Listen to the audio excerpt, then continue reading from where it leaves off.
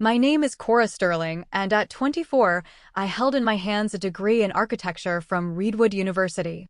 It felt less like a piece of paper and more like a hard-won treaty, signed after 4 years of relentless battle. I'd fought that war on multiple fronts, in the lecture halls and drafting studios, in the pre-dawn quiet of a campus coffee shop where I worked the opening shift, and in the dusty silence of the library archives where I spent my evenings. My family, to mark the occasion, had booked a table at the Gilded Perch, a restaurant perched atop a downtown Portland high-rise, with views that stretched all the way to Mount Hood on a clear day. A place so far beyond my financial stratosphere it felt like visiting another country. When my grandmother, Helena, arrived, her eyes held a light of such pure, undiluted pride that it almost, for a fleeting moment, made the entire exhaustive ordeal feel worthwhile. I felt accomplished, certainly, but also hollowed out, drained to the very marrow of my bones. I was staring down a mountain of student debt, a testament to the sleep, social life, and peace of mind I had sacrificed on the altar of my education. I had no inkling that the subtle, years-long tension between my grandmother and my parents was about to shear our family fabric right down the middle, in a way I could never have anticipated. I grew up in a leafy suburb of Portland, in a house that was comfortable but, as my parents often reminded me, a constant exercise in financial prudence. Our home was a modest split level, always tidy, with a garden my mother, Beatrice, tended with meticulous care. My father, Robert, was a regional sales manager, and our family life was scored by a constant soundtrack of his sighs over spreadsheets at the dining room table. Conversations about money were frequent and somber, filled with talk of the mortgage, rising property taxes, and the ever-increasing cost of raising children. "We live within our means, Cora," was my mother's favorite refrain, usually delivered while she carefully snipped coupons. "That's the most important lesson we can teach you." My grandmother, Helena, lived 2 hours away in a small, windswept house in Astoria, right on the coast. Though the distance was a barrier, she was my anchor.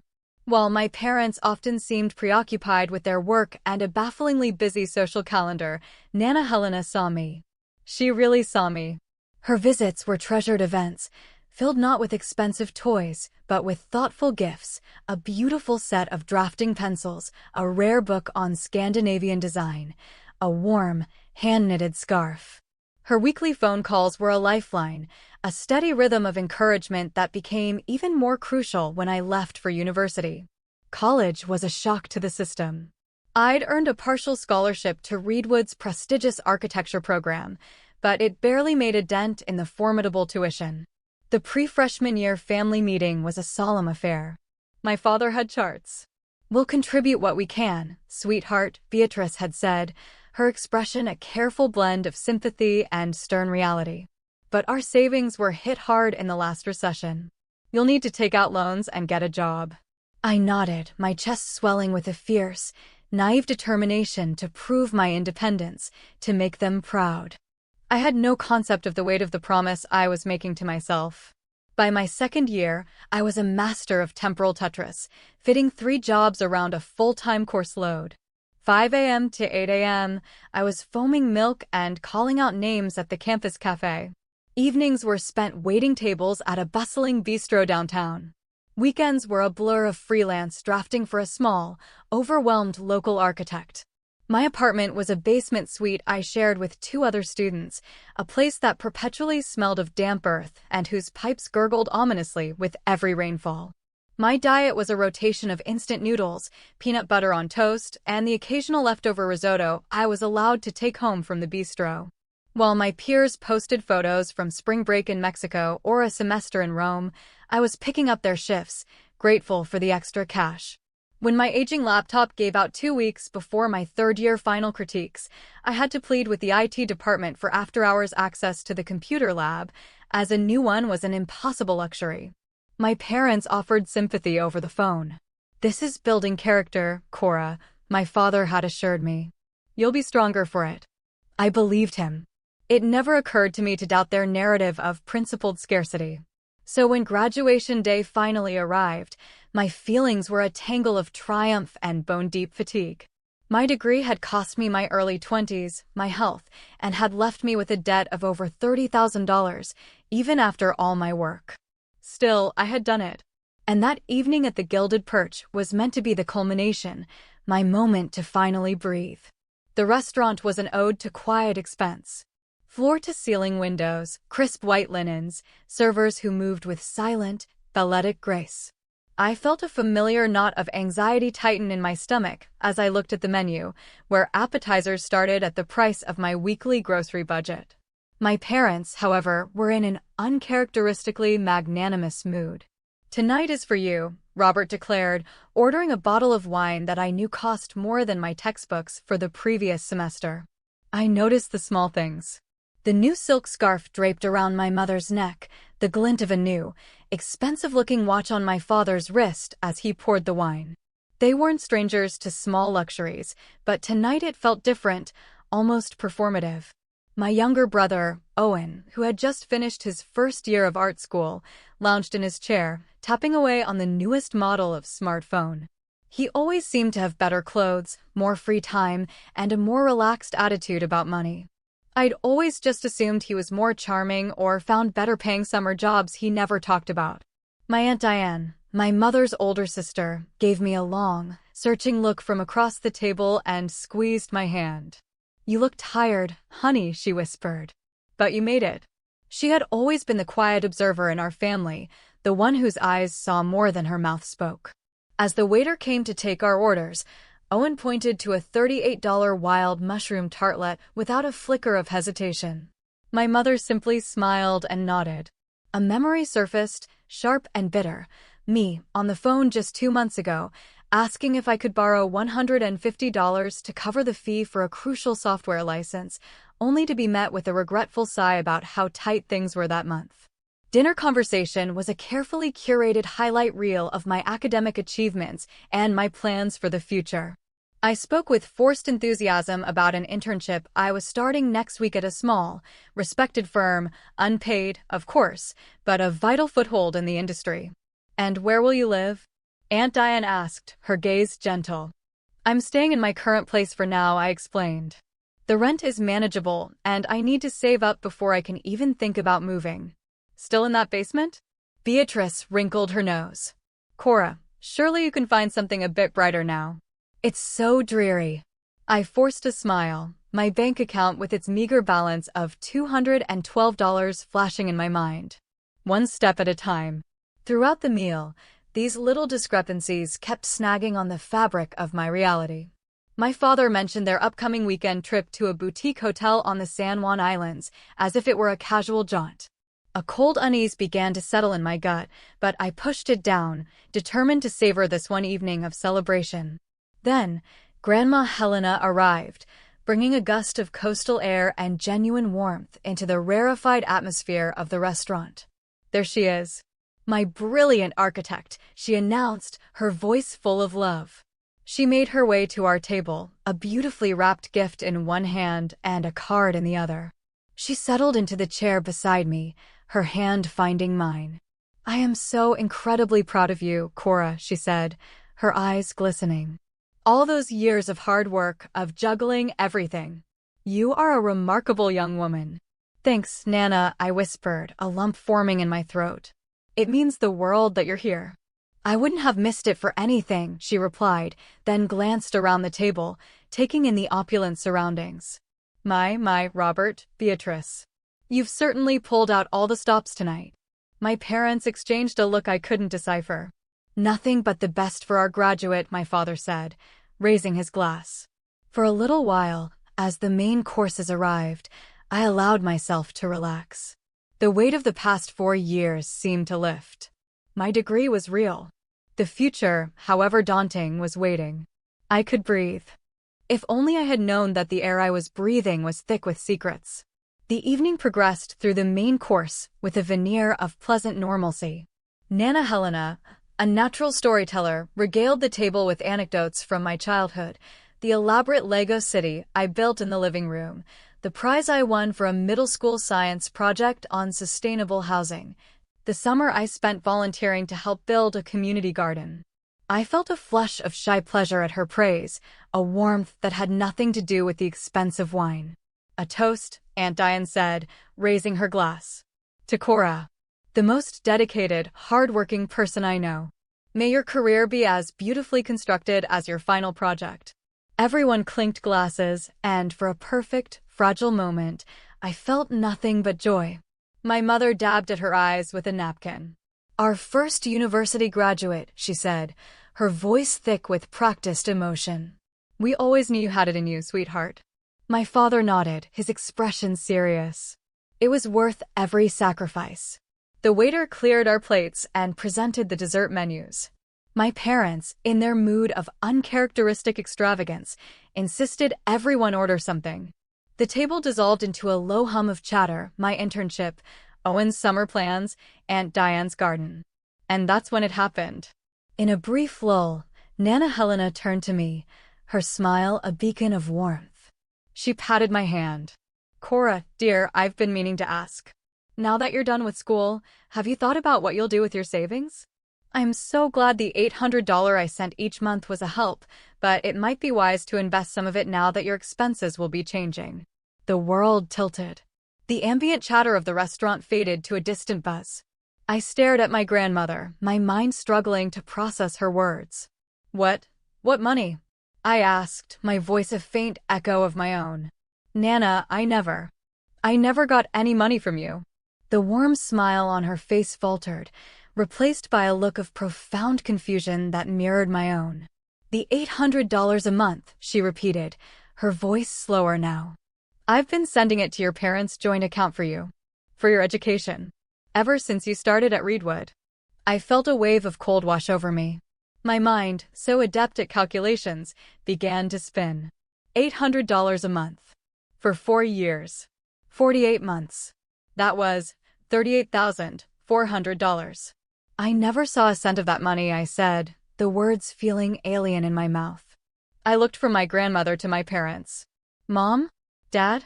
What is she talking about? Every head at the table swiveled to face my parents. The color had drained from my mother's face, leaving her makeup looking like a painted mask. My father suddenly developed an intense interest in the pattern on his dessert fork. Helena, there must be some mistake, my father said, his laugh thin and brittle. Nana Helena set her water glass down with a soft, deliberate click. Her eyes, usually so full of gentle light, narrowed. Robert, she said, her voice dangerously quiet. I have been wiring $800 on the first of every month to your account, designated for Cora's living expenses. For 4 years. Are you telling me my granddaughter, the intended recipient of that money, knew nothing about it? Owens had shot up from his phone, his bored expression gone. Wait, what? Aunt Diane's face shifted from surprise to a grim sort of understanding, as if a suspicion she'd long held had finally, dreadfully, been confirmed. I don't understand, I said, my voice barely a whisper. The room felt too warm. I worked 3 jobs. I have over $30,000 in student loans. I've been living on instant noodles and toast for 4 years. The world outside our small, frozen tableau continued on. Laughter from another table, the clink of glasses at the bar. But at our table, a black hole of silence had opened up. Beatrice, Nana Helena prompted, her voice like steel. Explain this. My mother attempted a laugh, but it came out as a strangled gasp. Mother, you have no idea how expensive things are. That money helped, of course. It went toward Cora's tuition, her expenses, just as we discussed. But I never saw it, I repeated, my voice gaining a desperate edge. A few people at a nearby table glanced over. You told me you could barely help with tuition. You co-signed my loans. You told me I had to take them out. Cora, this is neither the time nor the place for this discussion, my father said, his voice low and urgent. I think, my grandmother countered, her voice ringing with authority, that this is precisely the time and place. I sent that money for Cora. I have emails from you, Beatrice, confirming she was receiving it and thanking me for easing her burden. A new, more sickening layer of the deception revealed itself. Wait, Owen interjected, his eyes wide as he looked between our parents. The allowance you give me every month for art supplies and inspiration, that's $500. Where does that come from? Another bomb had detonated. I turned to stare at my brother. An allowance. He got an allowance. You told me you were broke, I said, my voice trembling as I looked at my parents. You told me I had to learn the value of hard work and stand on my own 2 feet. And look how well you've done, my father said, a pathetic attempt at a recovery. You're independent, responsible. By lying to her? Nana Helena cut in. By stealing the money I sent to support her? What you were teaching her was that she couldn't rely on her own family. The word hung in the air, heavy and poisonous. Stealing. We did not steal anything, my mother hissed, leaning forward. We are her parents. We managed the family finances as we saw fit. As you saw fit? I echoed, the injustice of it all starting to burn away the shock. I worked 35 hours a week on top of a full architecture course load. I got pneumonia my 2nd year because I couldn't afford to take a day off work. How is that what you saw as fit? Aunt Diane reached across the table and placed a hand on my arm. Cora, breathe. But I couldn't. The air was too thick. I want to know where that money went, my grandmother demanded. Every single dollar. Because it clearly didn't go to Cora's well-being. My parents exchanged a panicked glance. We used it for household expenses, my father finally mumbled. Her college costs put a strain on the whole family budget. What strain? I asked, my voice rising. The new deck you built last summer? Mom's trip to that spa retreat in Arizona? The brand new SUV in the driveway. Every memory of their spending, once a source of mild confusion, was now evidence in a case of profound betrayal. This is a family matter. We will discuss it at home, my mother insisted. I think we're beyond that, Aunt Diane said coolly. She looked at my father. Robert, Beatrice, did you ever tell Cora that Helena was sending this money? Their silence was a confession. Did you ever tell Helena, she continued, her voice relentless, that you were keeping the money for yourselves instead of giving it to Cora?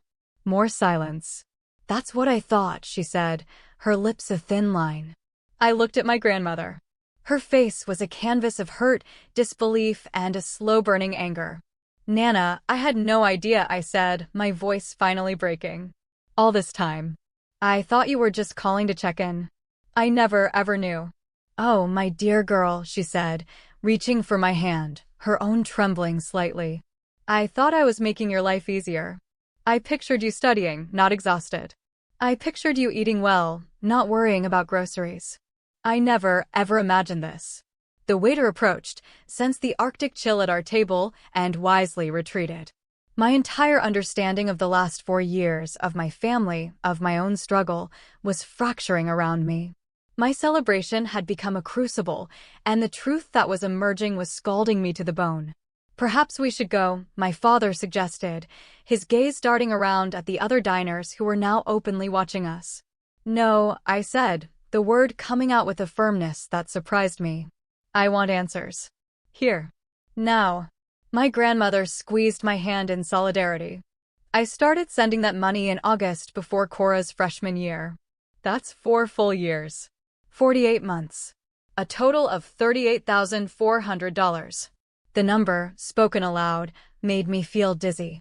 That money, Helena continued, her voice tight with rage, was for her education, yes, but also for her living expenses. For books, for decent food, for a safe place to live. Maybe even for a semester abroad, something we talked about. Each word was a fresh wound. The semester in Copenhagen I'd dreamed of, but dismissed as an impossible fantasy. The countless nights I'd lain awake, a knot of anxiety in my stomach about making rent. The time I'd walked 2 miles to my drafting job in the pouring rain because my ancient car had broken down and I couldn't afford the repair. My mother shifted in her seat. Cora, you're being overly dramatic. Am I? My voice cracked. My laptop died right before finals my 3rd year. Remember? I called you, sobbing, and you said there was nothing you could do, that money was just too tight. Was that before or after you went on that business trip to the wine country in California? Owen's eyes widened. That wasn't a business trip. You told me it was an anniversary getaway. Of course it was a work trip, my father snapped, but the lie was transparent. Show me the bank statements, my grandmother demanded, her voice cutting through the excuses. Show me where my money went. We don't have to show you anything, Beatrice retorted, her voice rising. We are Cora's parents. We make the decisions for this family. I am 24 years old, I countered, my own voice shaking. You had no right to make decisions with money that was meant for me, without ever telling me it existed. The full, horrifying scope of it was finally sinking in. This wasn't just a betrayal of trust. It was years of calculated deceit. So while I was rationing food, I said, the words tumbling out, while I was working until 2 a.m. and getting up for an 8 a.m. studio class, while I was having panic attacks about my finances, you had an extra $800 a month that was mine? My hands were shaking so violently I had to clench them in my lap. The memories were a flood, each one now recontextualized and tainted. The unpaid internship I'd had to turn down. The persistent cough I'd ignored for weeks because I couldn't afford the copay. The sheer, grinding exhaustion that had been my constant companion for 4 years. We were teaching you the value of independence, my father insisted, his voice hollow. No, Aunt Diane interjected, her voice sharp. You were using your daughter's strength as an excuse to fund your lifestyle. Let's call it what it is. And the loans, I said, a new, terrible thought dawning. The loans you had me sign for tuition shortfalls. Was that even for tuition? The guilty, panicked look that passed between my parents was all the answer I needed. Aunt Diane gasped. Beatrice. Robert. Tell me you didn't. It was for some credit card debt, my father admitted, his voice barely a whisper. We were going to pay it back. We had a plan. They hadn't just stolen my grandmother's gifts. They had committed fraud, shackling me to their debts. My name, my credit, my future. How much? Helena demanded. Just $15,000, my mother said, as if the amount were trivial. Just? I repeated, my voice choked with disbelief. Just $15,000? Do you have any idea what you have done? My grandmother's hands shook as she reached for her purse. I want documentation. For all of it. The wire transfers, these fraudulent loans, everything. This goes beyond a family squabble. This is private, my father pleaded. Private? I laughed, a bitter, broken sound. Is that what you call this? Families don't do this to each other. Families don't lie and steal and commit fraud against their own children. Cora, my mother said, reaching for me. I flinched away from her touch as if from a hot iron. We love you. Everything we did for the good of the family. No, I said, standing up so abruptly my chair scraped loudly on the polished floor. The entire section of the restaurant was now silent, all eyes on us. Everything you did for yourselves. You watched me drown for 4 years while you stood on the shore holding a life preserver. That isn't love. I don't know what it is, but it is not love. I fumbled for my purse, my vision blurring. I need some air. Cora, wait, my father called, but I was already weaving through the tables, past the stunned faces of strangers, pushing through the heavy glass doors and into the cool, damp night air. My graduation dinner, my celebration, had become the scene of a crime against my trust, my well-being, and my entire past. The family I thought I knew was an illusion, and I couldn't bear to look at the truth for a second longer. I made it to my old, beat-up car before the sobs came, great, heaving gulps of air and grief. My hands trembled so much I dropped the keys twice before managing to unlock the door. The magnitude of it all was suffocating. For years of lies. For years of unnecessary hardship. My own parents. As I finally got the engine to turn over, I saw my grandmother rush out of the restaurant, my aunt at her side. Helena was holding her phone, her face the mask of worry. But I couldn't face her. I couldn't face anyone. I put the car in drive and pulled away, the glittering lights of the city blurring into abstract streaks through my tears. I only made it a few blocks before I had to pull over, the shaking too violent to drive safely. Huddled in the driver's seat of my car, the symbol of my supposed independence, I let the full emotional weight crash down on me. My phone began to buzz incessantly. My parents. Owen.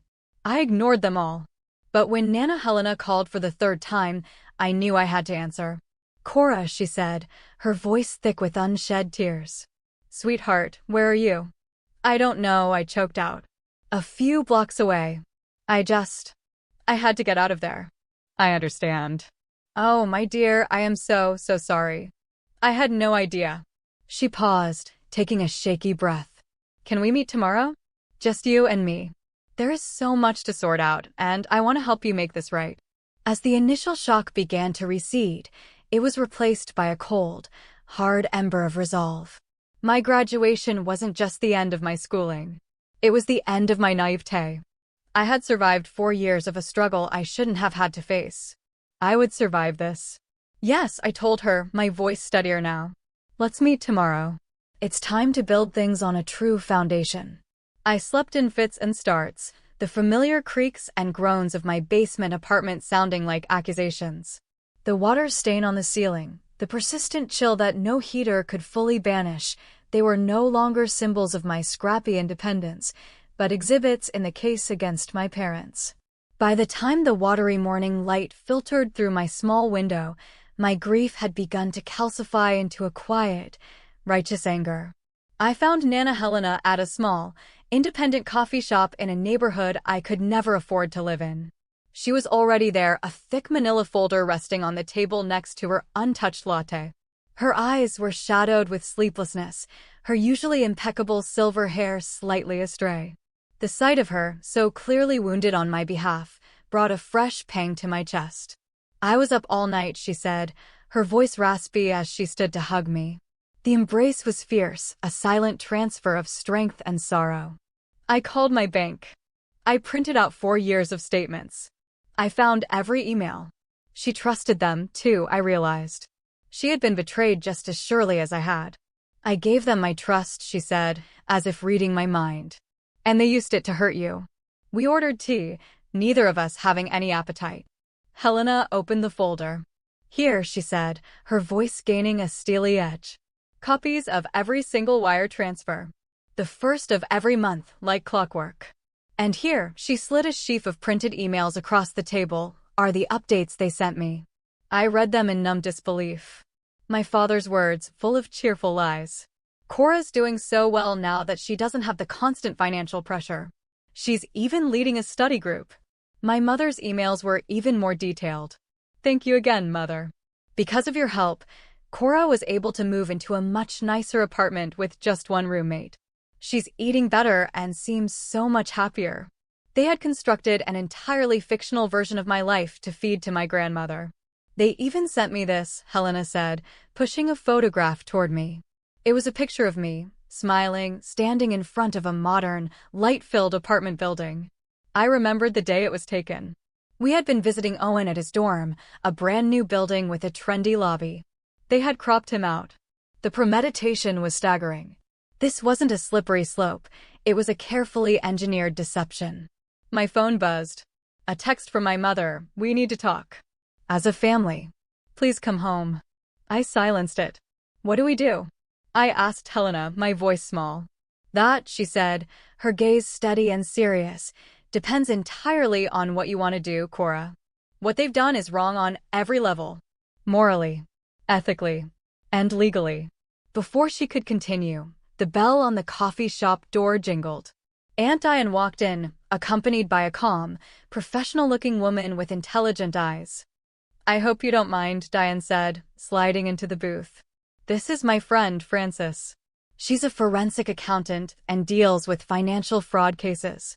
I'm not looking to sue my own parents, I said immediately, the thought making me feel sick. Information is power, Frances said in a reassuring voice. Today is just about understanding your options. No decisions. For the next hour, Frances laid out the grim reality in clear, unemotional terms. The loan taken out in my name was a clear case of identity theft and bank fraud. The misappropriation of Helena's funds was elder financial abuse, a serious crime. The best-case scenario, civilly, Frances explained, is a full and immediate restitution. They repay every cent of the diverted funds with interest, and they pay off the fraudulent loan. You, in turn, agree not to press criminal charges. My phone buzzed again. It was Owen. Mom and Dad are losing their minds. They say you're not seeing the whole picture. Please call me. I texted back a single line, with Nana and Aunt Diane. We'll talk later. Then, a text from my father. We are prepared to make this right. Please come home. His choice of words, not "we're sorry, but we're prepared to make this right," sounded like a negotiation. A business deal. I need to talk to them, I said to the women at the table. I need to look them in the eye and hear their explanation. You don't owe them that, Aunt Diane said gently. I know, I replied, a strange new strength blooming in my chest. I need it for me. Helena nodded. We'll come with you. No, I said, surprised by my own firmness. I have to do this part alone. An hour later, I pulled into the driveway of the house I grew up in. It looked alien. The perfectly manicured lawn, the new slate walkway, the gleaming SUV, every detail was an indictment. They met me at the door, their faces a mask of strained relief. Cora, thank God, my mother said, moving to hug me.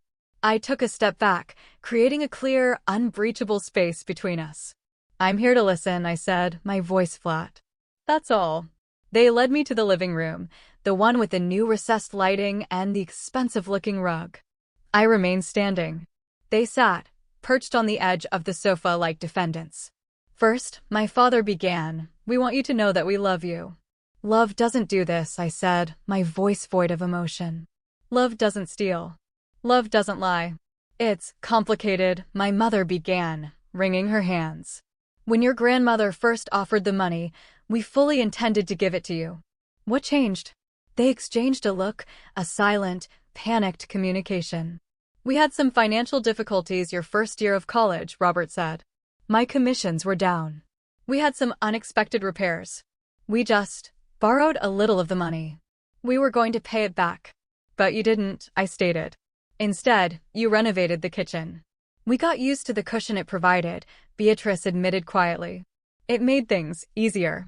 Easier for whom? I challenged. Because it didn't make things easier for me. What was so important that you watched me work myself into illness? My father looked down. We took a few trips. We made some investments. We helped Owen with some of his projects. Owen, I said, the name of fresh wound. Owen got an allowance from my support fund while I was choosing between textbooks and food. Is that what happened? He's different, my mother said, the old, familiar excuse. He needs more guidance. And you decided I needed less? Without asking me? Without telling me? My voice was shaking again, but this time with rage, not weakness. Do you have any idea what these last 4 years were like? I had shingles, Mom. From stress. I was 22 years old and I had shingles. You could have told us you were struggling, she said weakly. I did. I nearly shouted, my control finally snapping. I slammed my hand down on the polished coffee table. I told you all the time. I called you crying about my laptop. I called you when I was sick. I told you I was working 3 jobs. Your response was always the same. We're doing all we can, and this is building character. You lied to me over and over again. The air was thick with the truth. What do you want, Cora? My mother asked, her tone shifting, as if I were the one being unreasonable. I want every penny, I said, my voice cold and clear. The $38,400 that should have been mine, and the $15,000 fraudulent loan you took out in my name. And I want to understand why. Why would you do that to me? We made a mistake, my father said. A terrible mistake. You made a choice, I corrected him. Every month for 48 months, you made a choice. And then you chose to commit fraud. I've spoken to a lawyer. Their faces went pale.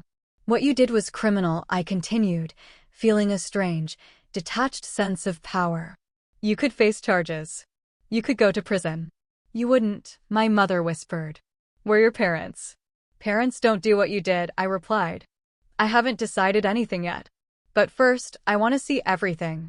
Every bank statement. Every loan document. Now. Cora, be reasonable, my father started. Reasonable? I let out a sharp, bitter laugh. You want to talk about reasonable? Show me the papers, or my next call is to Francis. The threat worked. My father disappeared into his home office and returned with a file box. For the next hour, I sat at their dining room table, the one where they'd lectured me about frugality, and I sifted through the evidence of their betrayal. The trips, the shopping, the car, the payments to Owen's account. It was all there, a meticulous record of their comfort, paid for by my struggle. When I was done, I stood up. I'll need copies of all of this. What are you going to do? Beatrice asked, fear naked in her eyes. I walked to the door, the file box heavy in my arms. I haven't decided. But whatever I decide, it will be my decision. For the first time, I'm in control of my own life. Not you. My father called my name as I reached the door. Cora, please. We still love you. I paused and turned back, looking at the two people who were supposed to be my safe harbor. Love requires trust, I said. And you burned that to the ground. Walking out of that house, I felt broken and powerful all at once. The family I had believed in was a fiction. But for the first time in my life, I was seeing with perfect clarity. And that clarity, as painful as it was, felt like freedom. The following month was a blur of legal meetings, tense phone calls, and quiet, emotional reckonings. I met with Nana Helena, Aunt Diane, and Francis several times, building a timeline, documenting every lie, and solidifying our strategy. Owen and I spoke almost daily. His initial shock had given way to a quiet fury on my behalf as the full scope of our parents' deceit became clear to him. I had no idea, Cora, he said for what felt like the 100th time, his voice filled with shame. I swear, if I knew they were giving me money that should have been yours, I would have. I know, I said, and I did. Owen was self-absorbed and had been coddled, but he wasn't cruel. He was another pawn in their game, albeit one who had benefited from it. 2 weeks after the disastrous dinner, we all met in the sterile, beige conference room of Francis's office. My parents sat opposite us, flanked by their own attorney, looking diminished and pale under the fluorescent lights. Here is what is going to happen, Francis began, her voice calm and firm as she laid out the settlement agreement. You will wire the funds to pay off the fraudulent $15,000 loan in Cora's name by the end of this week. You will then begin repaying the $38,400 plus interest to a trust account set up for Cora according to this payment schedule. You will also sign over the title of Cora's car, which we discovered is in your name, not hers. My parents sat in stunned silence as Francis continued. In exchange for your full and timely compliance, Cora is willing to sign a forbearance agreement, which means she will not pursue criminal charges. And if we don't agree, my father asked, earning a sharp look from his lawyer. Then we proceed, Francis said without blinking. And I assure you, the district attorney's office will be very interested in a case of identity theft and elder financial abuse with such clear documentation. After a brief, whispered conference with their lawyer, my parents signed. The relief on their faces was palpable. They knew they had narrowly avoided a public and catastrophic fallout. As we were packing up to leave, my mother made one last, desperate attempt. Cora? When can we see you? We're still your family. I looked at her, at the woman whose voice had been my first comfort, and felt only a vast, empty space where trust used to be. I don't know, I said honestly. I need time. I need space. Outside, in the cool Portland air, Nana Helena put her arm through mine. I've had my lawyer set up that trust for you, she said quietly. Your parents will have no access to it, ever. I failed to protect you once, Cora. I will not make that mistake again. Back at my apartment, I began the slow, deliberate process of dismantling the life built on lies and constructing a new one on a foundation of truth. My first act was giving notice on my basement suite. With the loan suddenly gone, the money I'd been frantically trying to save for payments could now go toward a deposit on a decent place to live. I found a therapist, Dr. Chin, a kind woman with gentle eyes who helped me name what I had experienced. It was a form of prolonged gaslighting, she explained in our first session. They created a reality of scarcity for you, and then praised you for surviving the very hardship they were engineering. That is a profound psychological betrayal. Owen came to visit my new apartment the day I moved in. It was a small one-bedroom in a quiet building, with a large window that let in the afternoon light. It felt like a palace. He brought a bottle of wine and a heavy load of guilt. I told them I don't want their money anymore, he said, perched on a stool at my new kitchen counter. I got a job at a frame shop. It's not much, but it's mine. That's good, Owen, I said, unpacking my few dishes. But you know this was never your fault. I know, he said, looking miserable. But I feel like I was a part of it. All those times you were working and I was not. I should have asked more questions. We both trusted them, I said softly. That's what you're supposed to do. 2 weeks later, my father showed up at my new apartment unannounced. I almost didn't open the door, but a flicker of something, curiosity, maybe, or a need for closure, made me turn the lock. He looked around the small, bright space. "This is nice," he said, his voice quiet. "Much better than that other place." He handed me an envelope. Inside was a cashier's check for the first installment of the repayment, and a notarized document confirming the car was now legally mine. "Thank you," I said stiffly. "I wanted to bring it myself," he said. "Your mother, she's not handling this well. She still doesn't understand why you're so angry." "And you?" I challenged, my eyes meeting his. "Do you understand?" He was silent for a long moment, looking at the floor. "I'm starting to," he said, his voice rough. "When I think about you living in that damp basement, getting sick, struggling so hard, while we had that money." He shook his head, unable to finish the sentence. "I don't expect you to forgive me, Cora. But I hope someday you won't hate me." It wasn't an apology, not really. But it was the first crack of honest acknowledgement I'd heard from him. "I can't make any promises," I said. "Right now, I'm just trying to move forward." The unpaid internship I'd started after graduation turned into a paid, full-time position. The salary felt like a fortune. I started an emergency fund. I opened a retirement account. I bought a new coat, not because my old one had holes, but simply because I liked it. Each small act of financial security was a quiet rebellion against the narrative of scarcity I had lived under for so long. I maintained my boundaries with my parents. Contact was minimal and handled through email, mostly concerning the repayment schedule. My mother's attempts at emotional manipulation, texts saying the house is so empty without you or family should stick together, I learned to recognize and ignore. The path ahead was still shrouded in mist. I didn't know what my family would look like in a year or 5. But for the first time, the path was mine to choose. The foundation had been shattered, but what I was building in its place, piece by painful piece, was solid. It was real. And it was mine.